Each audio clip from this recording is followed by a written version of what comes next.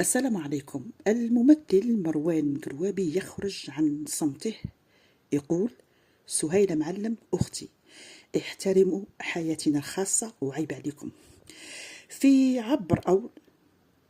عبر فيديو، من خلال الفيديو نشره عبر حسابه، ظهر مروان قروابي ليوجه للممثلة سهيلة معلم أجمل التهاني بمناسبة زواجها، وبذلك استغل الفرصة لتوضيح أمر أزعجه كثيرا كما قال، ولوضع النقاط على الحروف بخصوص الإشاعات التي لاحقته في زفاف زميلته سهيلة، وأكد أنه فرح لها ويعتبرها دائما أخت له، مستنكرا التعليقات التي جاءت في بعض الفيديوهات من زفاف الممثلة سهيلة معلم.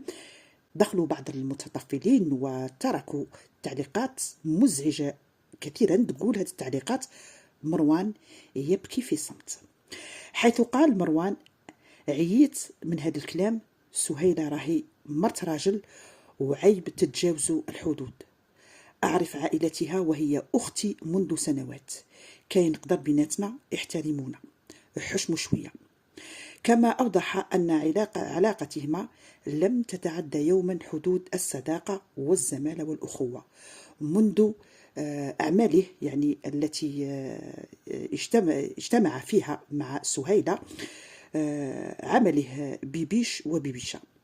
وفي الأخير دعا الجميع الاحترام خصوصية الفنان، وخاصة حياة سهيلة الزوجية الجديدة، يعني كي راهي دروك مزوجة، احترموا الخصوصية.